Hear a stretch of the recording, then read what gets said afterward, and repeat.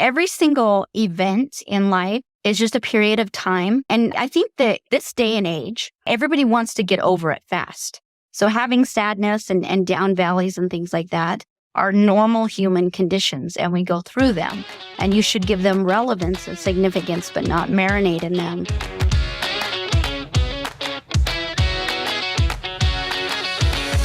Hey, what's up? Welcome to the Lifeonaire Show. I'm your host, Jason Wojo. On the Lifeonaire Show, we help people make more, work less, and live awesome lives. I am joined, as always, by my illustrious co-host, Polish Peter. What's up, dude? It is illustrious. I mean, look at my hair. Look at your hair. Oh, yeah, dude, I think my hair is much more illustrious than if yours. I didn't know better, I'd say there's glitter in your hair. Nope, not this time, because guess what? I did not hug Teresa, which is our host here today. Our guest. For the last, been a while. So, because I haven't seen her in person, but she is the glitter queen. So, no, there is no glitter she here. said her official name is Dr. Sparkles within Lifeonaire. She's a Lifeonaire coach. And Teresa, as you'll quickly learn from this episode, is a ball of energy, a comet of pure, just coming right at you. She's awesome. And more than that, she's awesome despite having gone through a lot of tragedies on a level that most people will never experience. And so we're going to dive into that in the Lifeonaire Show, and we're going to kind of hear her story, as well as learn how do you actually overcome things that could potentially disrupt your entire life for the rest of your life. You know, how do you move on past tragedy? How do you, what worked for her? And I know this is different for everybody, but you're going to hear one story right now of someone who went through something. I don't want to give it away what it is. That is, it's out of this world. You almost wouldn't believe it if you. This could be like a documentary or a Netflix series, man.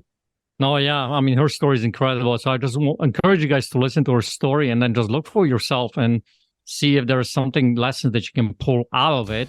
And then when we come back at the end, me and Vojo are going to talk a little bit about that and debrief it and give you guys our perspective of how can actually help you, listener, sitting here and listening to this episode in your own life. Let's go right now to our interview with Teresa Nelson.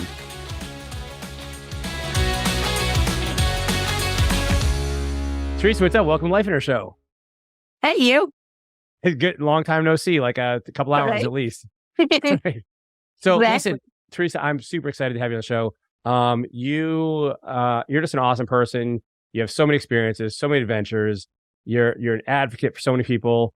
And I want to kind of unpack a little bit of your story so that people can take away some lessons, some nuggets, and also learn. I'm curious about your story as it relates to how you've gotten to where you are today. So take us back to give us some context. Take us back to maybe a point of your life where you feel like you can kind of start putting things together as far as a storyline.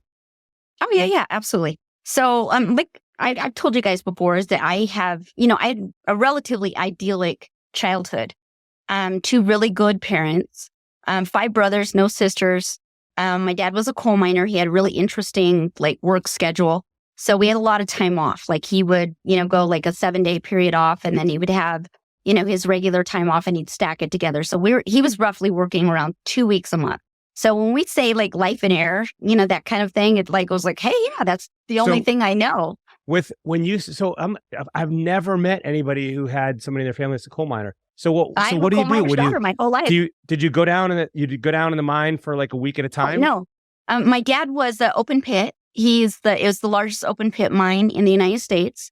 Thunder Basin Coal. So it is. You'll see Arco is that brand there. So and what was funny is that's fantastic. Is so my dad, he would take all 6 of us kids to work with him when we lived in Medicine Bow, and I was born and raised in Wyoming my whole life.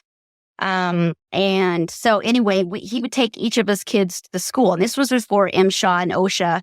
All of those rules really to work, you mean, not school? Oh, yeah. Oh, okay. Yes. Yeah. So he just gave you a pickaxe and he's like, all right, get to work, kids. So that's where the glitter came from. Heavy equipment. So, we'd get our safety glasses and our hard hat, and we'd sit in, the excavator or, whatever piece of equipment he was running that particular time. And so I was able to sit in there and run the gear shift for the, I don't know, the pulley thing that would hold the Like a crane dynamite or and something? drop it into the mountain. How old were Oh, you? yeah, yeah. No, trusting you with I that? What? Yeah. So I tell you, this is way before MSHA and OSHA. It was in Medicine, Wyoming. They And gave that you was- the key to that. Oh, my word. I was sitting on my Dynamite. daddy's lap. It's like, it was Okay. All right. totally cool. We trust there's some supervision going on here. Right? Right, exactly. And so then, you just push the button and the dynamite, explodes and That pulls the sounds cool. coal off the side of the mountain. And so, yeah, that I remember doing that. And then, of course, we'd get home and take off the safety glass and you've got all the coal dust and, everything there. But we didn't go underground at Okay. all. It was all open pit. I got the black lung, Pa. Right. Jeez. Exactly. You want to get So- a Zoolander reference? Well, I mean, listen, if you want to know, my dad was working in coal still way Was he before. really? Yeah. Did you go? Back in Poland. Was he in the mountain or? That I'm not sure because I was very little, but I know he worked in there. All right. Wow. All right, wow. All right, awesome. Yeah. Awesome. I'm So finding out you new stuff officially from this. met a Awesome. coal miner's daughter. Right. Yeah, Yeah. look All at right. that. So continue. This is intriguing. Yeah. So, like I said, it was a relatively really good life, and just because of my dad's work schedule, we had a lot of time. We traveled in the Griswold Out of Vacation, that show, the family truckster. So we had the brown and white one, not the green one. And so, I mean, literally, we drove all across the United States. There were only 2 states that we didn't go to. Of course, Hawaii was one of them, and Alaska. And so, but oh my goodness, we had a lot of good times. And then from there, I was really divided on what I wanted to do. I love the health and wellness kind of a thing, not to the aspect I've grown into now, but I just loved how, the whole body worked in general. And I also had a really big hankering for the legal field. So I couldn't decide what I wanted to do. So me and my just, harebrained kind of ideas and whatnot, I decided I was going to go to tourism school in Florida. And so which had no correlation to anything that I really wanted to do, but I was like, let's just go and see what happens and see where I kind of land.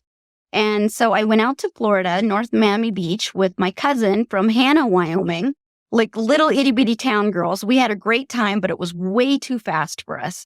And so but get this. So I told my dad, I was like, hey, we want to move here. This is fantastic. We got the beach every day. And, it was a lot. We were trying hard to sway. And he was like, no, you need to get a little bit closer. Because at that time, I had not quite turned 18 when I graduated. So then he said, you need to either come to Denver or Las Vegas. And so I was like, Las Vegas, baby. And that's how so then I enrolled in UNLV there. And then I was working 2 jobs and doing school full time there. So at that time, then I had I attached myself to a guy who he was my first boyfriend. His name was Michael. And it's funny now. I laughed that I was like, oh gosh, you saw something in him, but when you're young and whatnot, he was my first boyfriend. And he introduced me to some other people that are like, hey, you want to take a vacation and we'll pay you to go on vacation. And trust me, it's embarrassing to say to this day that I was as green as I was, but I seriously was very naive. I mean, even to this day, I still sometimes people will say something and I'm like, really? Kurt gets me all the time. He's like, no, I was totally joking. I was like, oh, I thought you were being serious. But so then I ended up going to Mexico, and it turned out to be that we were drug running. So we were bringing over drug running. Yeah. So went on vacation, had an amazing vacation down in Mexico. We went all the way down past Acapulco to this place called Colima. And we stayed down there all through the days of death. I mean, it was an incredible, really, really good vacation until we started coming up back. So when we went down, we came along the coast, and then we came up through the middle of the country. And about Guadalajara is when things started, kind of going downhill. We got held up by federales. It was just crazy, all the different things. And we ended up getting pulled over. And it turned out that while we were vacationing down in Colima, the car was being packed, in the firewall and all on the interior, full of marijuana. So you didn't even know this. You were kind of like an innocent bystander. Nope. And Yeah, absolutely. the whole time you're like, this is a vacation. Meanwhile, yeah. I'm like, wow. Wow. Yeah. And so, and I mean, and like I said, part of the, me being as naive, I mean, now I'd be like, hey, wait a minute, why would you pay me to go on vacation when, you know? So, but, that's just, I bit off onto it and I did it. And then we ended up, getting arrested and it was an illegal checkpoint. And from there, we got taken to a jail. And because of that illegal checkpoint, the judge at the jail that had that jurisdiction wouldn't take our case. So then the other judge where the jurisdiction would have applied said, it's not my case. They're over there. And so, there's nothing like American legal system at all. There's no like evidence. There's no statute of limitations. There's no expeditious, getting to a court hearing or anything like that. And so from there, literally I was in the jail for like 3 days. And then from the jail, I was moved over to a prison. And at the jail, some really terrible, terrible things happened to me. And by the time I had made it over, excuse me, to the prison, my parents had made it there. The U.S. consulate had seen me while I was at the jail before everything had happened, and got my parents' information and everything to that extent. And then by the time he had gotten there 3 days later, the consulate couldn't recognize me because I had been beaten so bad. And he had to actually have my parents identify me to prove that I was, the same person so that they were allowed to see me. And so from there, I was trafficked in and out of the prison, because there was like several medical issues that were going on. And so transporting back and forth from the hospital, I was being taken around to different houses and I was being sold when I was in the prison as well. So, and so that was like literally, I turned 21 in September and this had happened at the end of October is when we went to Mexico and we were arrested November 6th. So after the, 6 months of being in there, they were able to finally get a judge to take our case and I was absolved of everything. And they immediately released me and, I went back home. So I was in shell shock, to be like completely honest. And from there, I was drinking really, really bad. So I would go to work, have functionality there, but by the end of the night and, on the weekends and whatnot, I was just drinking like a fish.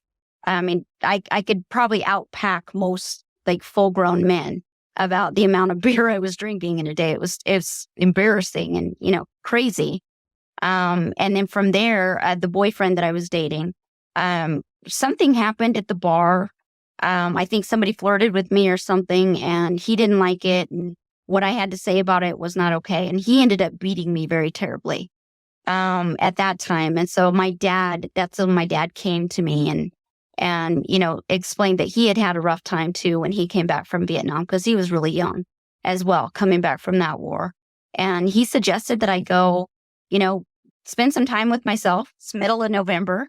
And so I decided I was going to take our sleeping bag and we've got like these 40 below sleeping bags. And like I said, because I was, just a hillbilly, growing up and whatnot. So I just took a 40 below sleeping bag, went out and went to one of my favorite camping places and spent 3 days there and kind of pulled myself as together as I could be without any professional help. And then I wrote 6 little simple things that I wanted for my life. And I came out and went back to Las Vegas because I was determined that I was going to start over and do it right. And then that's when I ran into Kirk again. And what's funny is about my husband is that I grew up riding bikes with him and where my grandmother lived in the Garden of the Gods there in Colorado. So his parents had a photo store down off the avenue, which is right on the butt of Colorado Springs and Manitou there. And my parents would like go over and get their film developed and whatnot all the time there. And all of us kids would ride downtown Manitou. And so I ran into Kirk again in Las Vegas. And we basically hit it off right there. And I got married very fast. So, and there was like an evolution, but what I was able to create because, my parents, like I said, were really good people. All but one of my brothers I get along with like incredibly well, really close. And to marry into that family, they're like fantastic humans. I mean, I'm the most wealthy woman in relationships. I really do have incredible family. And so, I, 2 kids, and then 8 years later had the third. And so I had a perfect little, thing. And I operated myself. I was still myself. I pretty much came out of it. But I didn't go places. I wouldn't go be gone for hours or anything like that. And it wasn't like I was afraid to integrate myself back with other human beings. I was afraid of losing what I had. And so, I didn't think I was in fear mode, but I know that I operated very safe. So anyway, then from there, when our youngest started school, and it was just kindergarten at the time, I had a lot of free time on my hands. And there was a Rich Dad commercial on the thing. And so I've always been like a super saver too. So being the wife of a construction, guy, we had the feast and the famine thing, but I was a squirrel and, putting money away all the time. And when we moved to Arizona, I was able to buy our house cash. But mind you, that was in 2010. So it wasn't like a big cash chunk. But we got a relatively new house for next to nothing. So then we took an equity loan out on that. I paid the $60. I did the big program.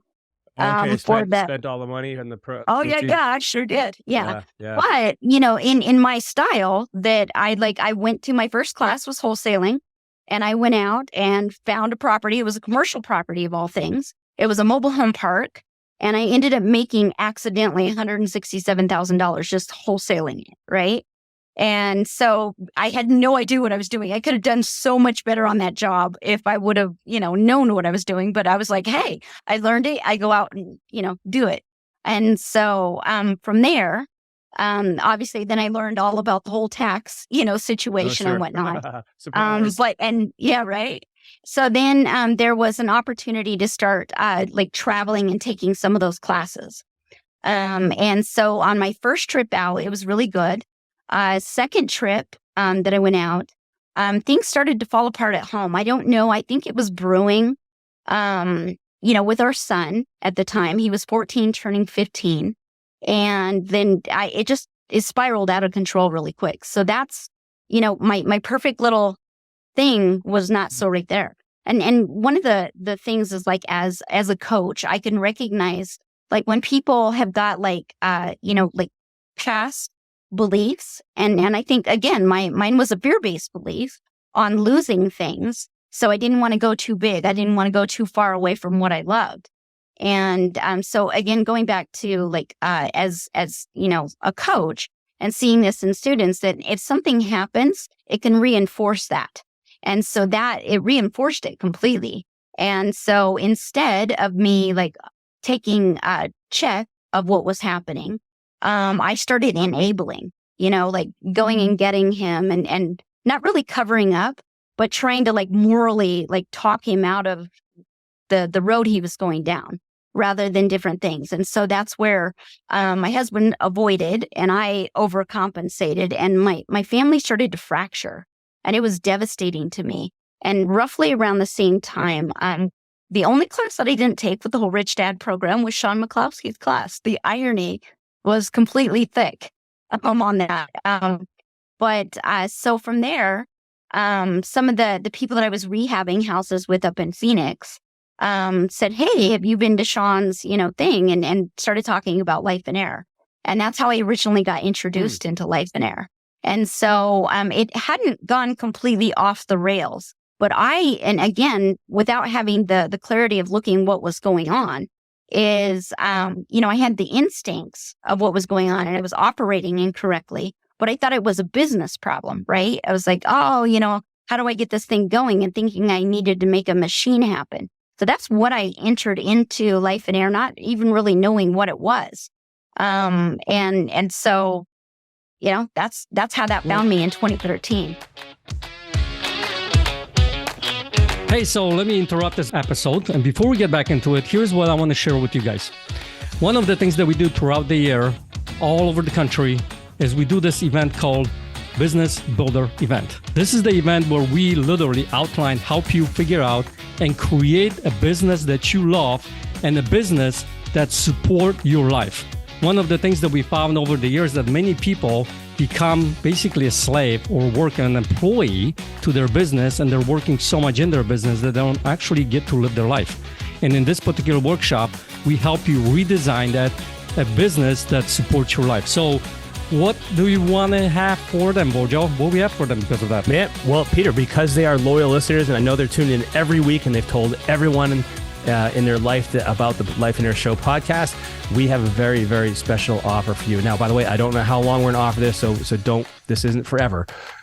But if you go to lifeonaire.com right now and you go to the events tab and then you go to the business builder workshop, you can, when you pick the event you want, when you go to that checkout page, there's a little place right there. It says enter promo code. And guess what?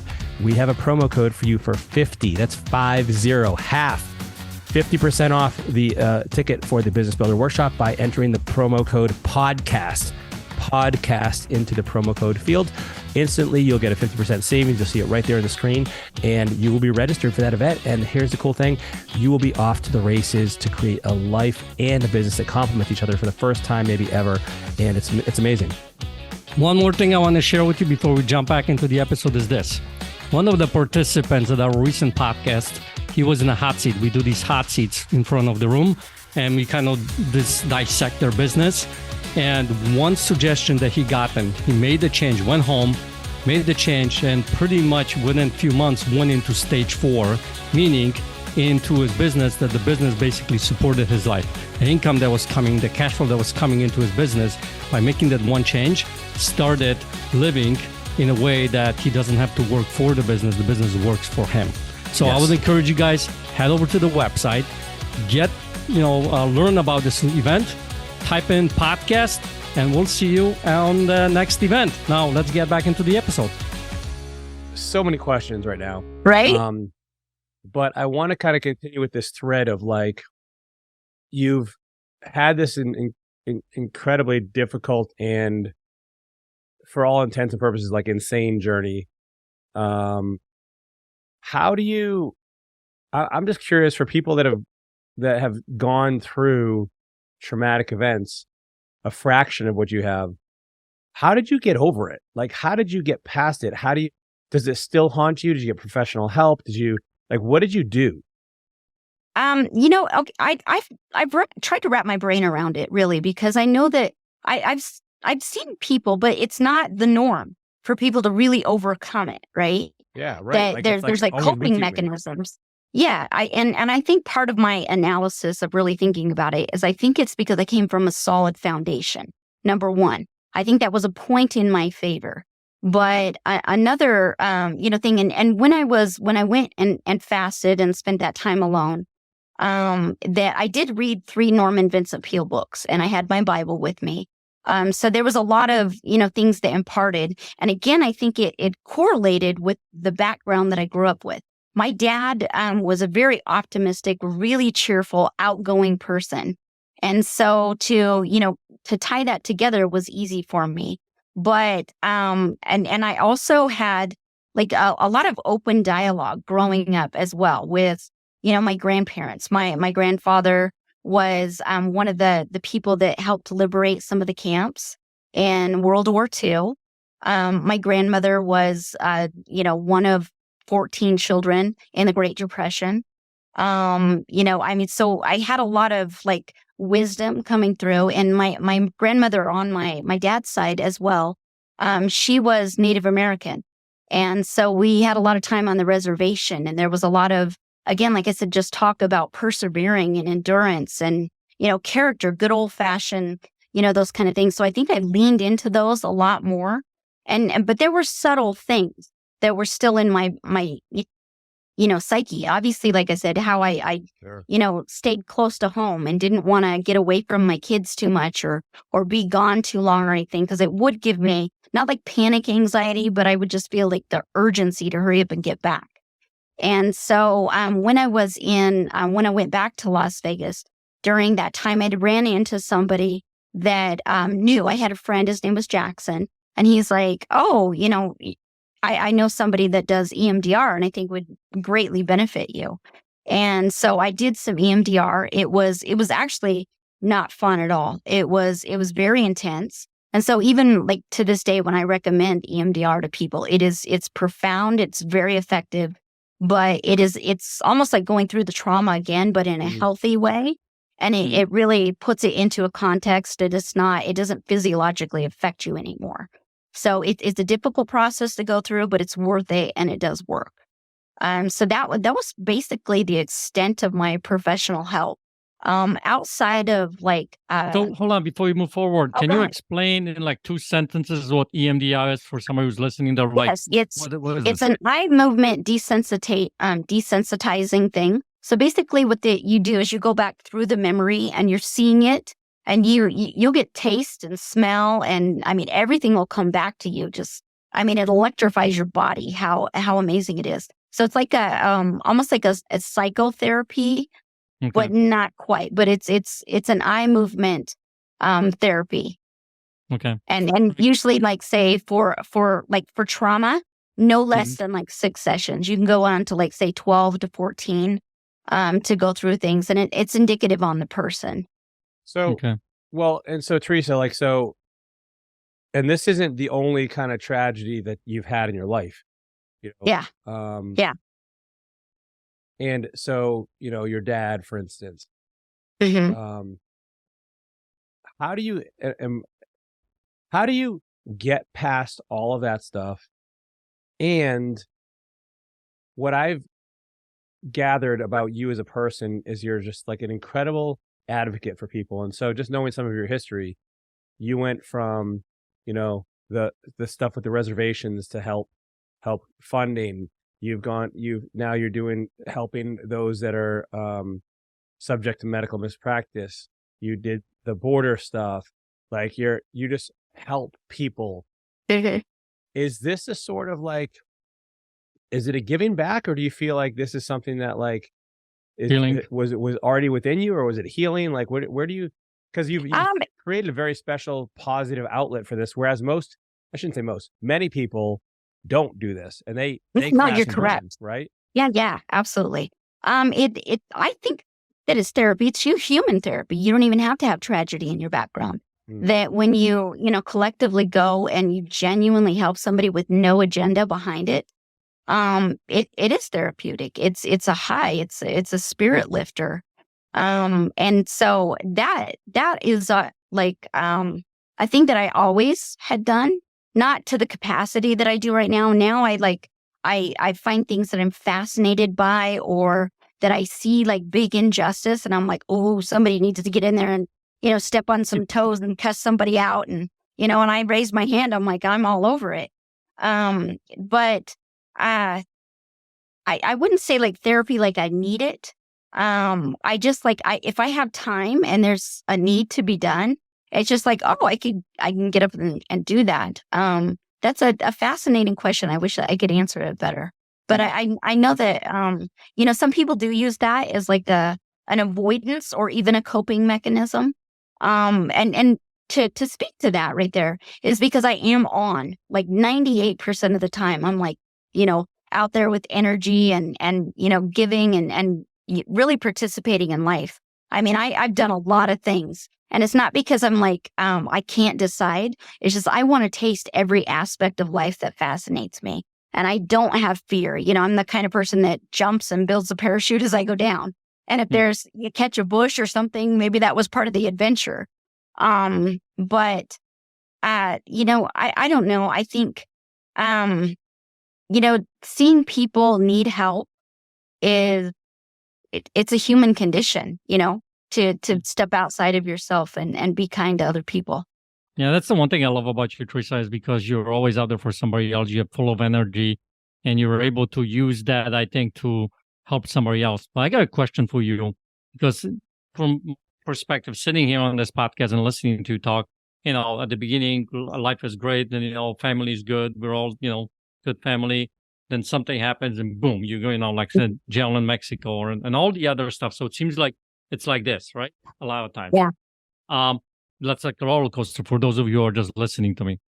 And one of the things that I think happens a lot for people, that they'll go through these roller coasters. I mean, I had my versions of roller coaster stories. Virgil has his and all those kinds of things.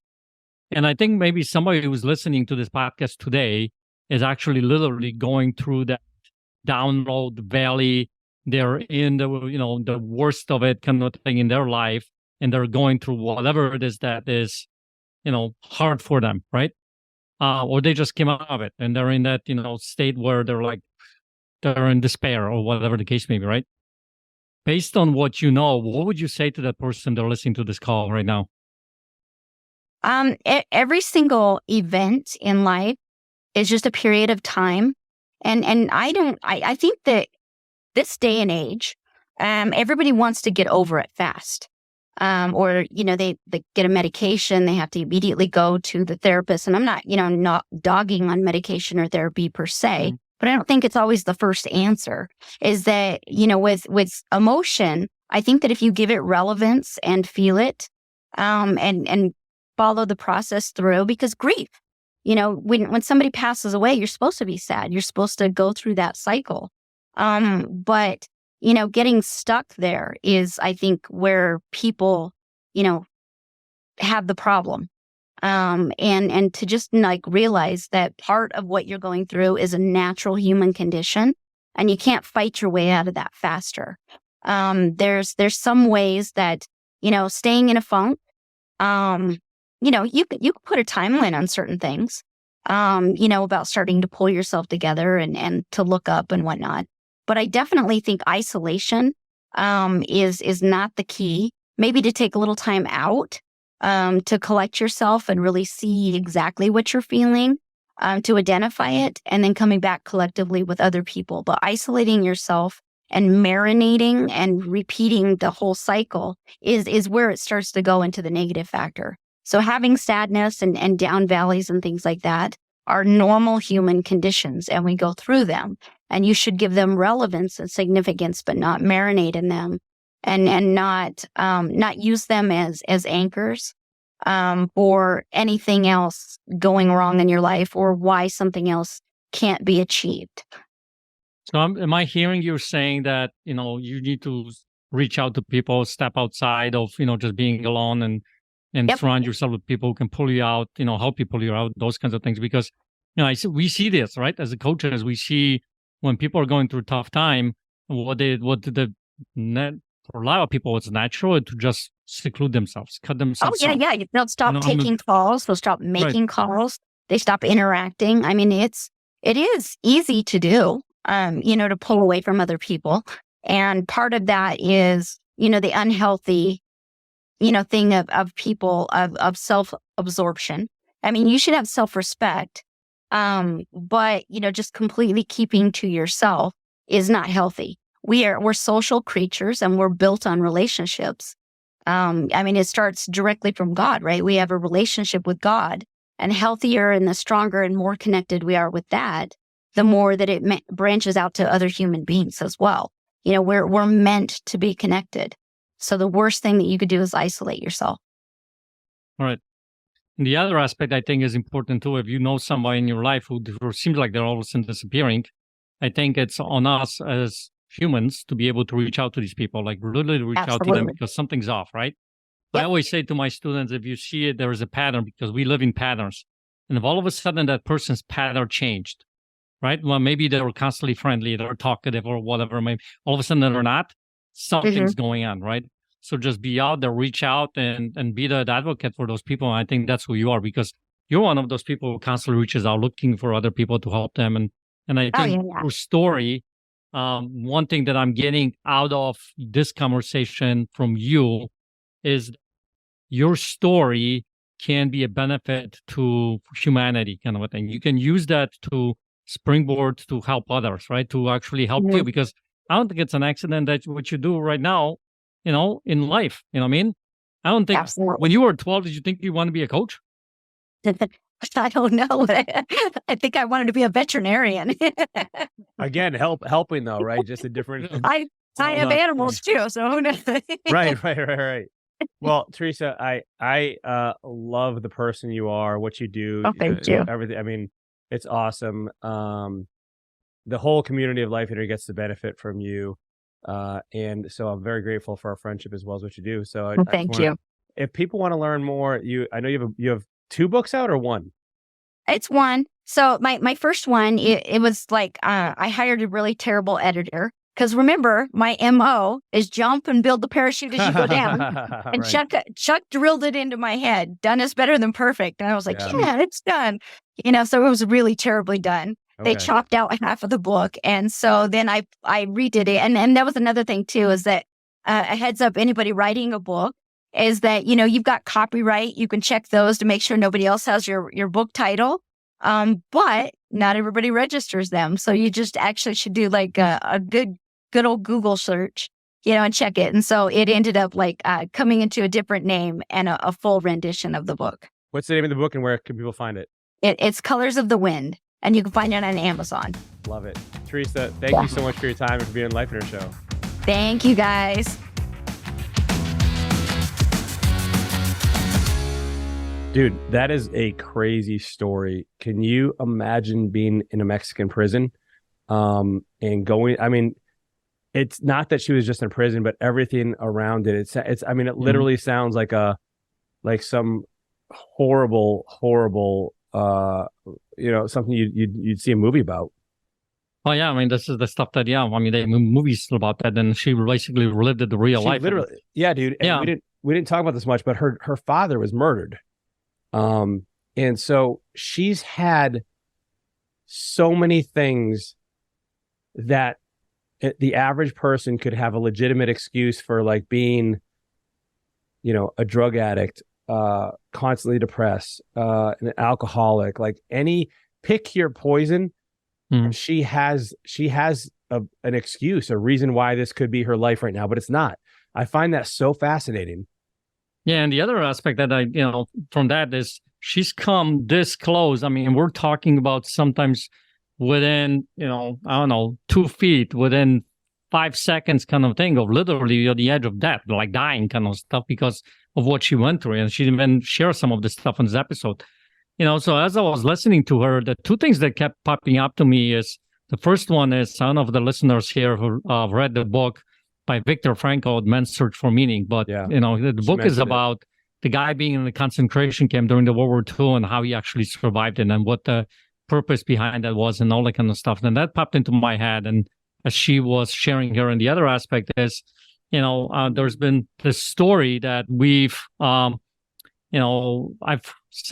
heard that there were twins, identical twins, that they were growing up, and they were, both came out of a horrible household. That dad was alcoholic, abusive, they're poor, and all those kinds of things. So 30 years later, the interviewer goes to both of them, and for one of them is in prison. And, he's in prison for doing some really bad things. And the interviewer talks to him, and he asks him, just curious, like, how did you end up here, based on what your story, he goes, based on what I was raised in, the environment I was in, what other choice did I have? This is what will happen, right? And then he went to the other twin, and that twin was, CEO of a Fortune 500 company. Very, successful man, And same question, ask that person. He goes, well, what else would I do? Based on that environment I was in, what other choices did I have?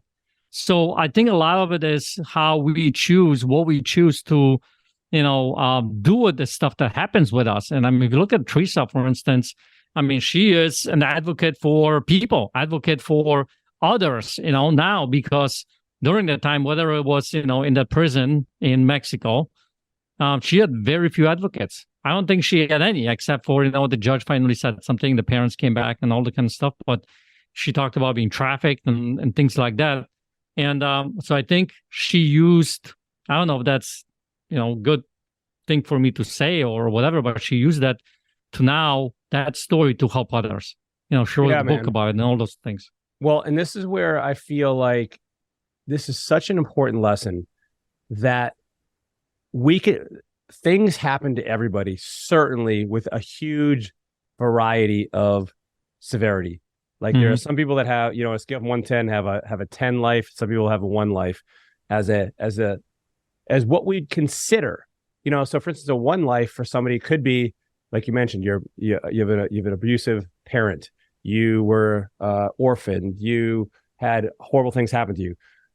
And yet the meaning we give those things can lead to the motivation for our actions and our story that we decide to not let stop when something bad happens, but now we take that story, we use that meaning that we give it as, and Teresa mentioned this as well, using that and taking the meaning and giving it and turning it into motivation. So when she, for instance, sees injustice, pain, people that need help, she's kind of like a modern day kind of superhero, really, that is there to jump in at a moment's notice. And she does it in a selfless way that is done without expectation for return. And it could be, and likely it has been influenced by the things that she has gone through. So we have the choice to look at the things that have happened. Tony Robbins, we've said this much times, life can happen to you or life can happen for you. And so if you look at each of those illustrations of bad things that have happened, is there a way that you can either let it beat you or you can beat it? And at the end of the day, it's not going to do any good to stay there. And so I think you're better off if you're able to make that jump, make the leap into the empowering interpretation, the empowering, hey, this happened.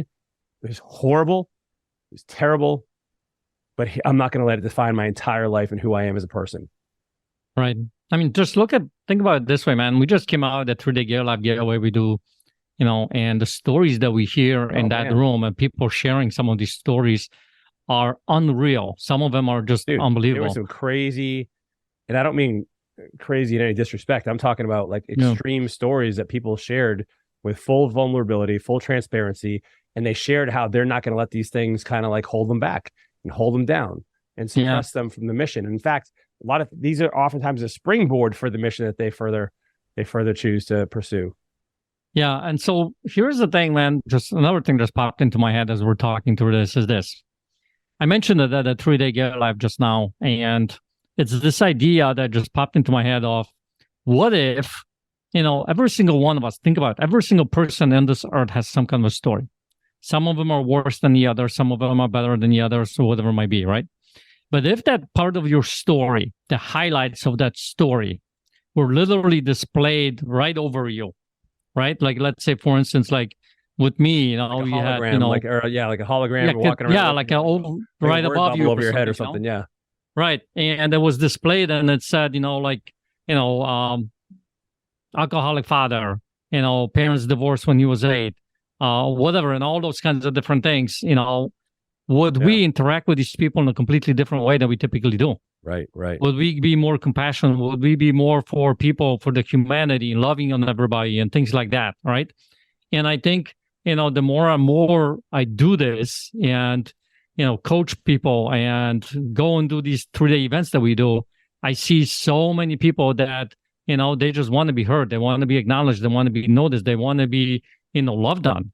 We all do. And feel like I am enough to be able to do this life.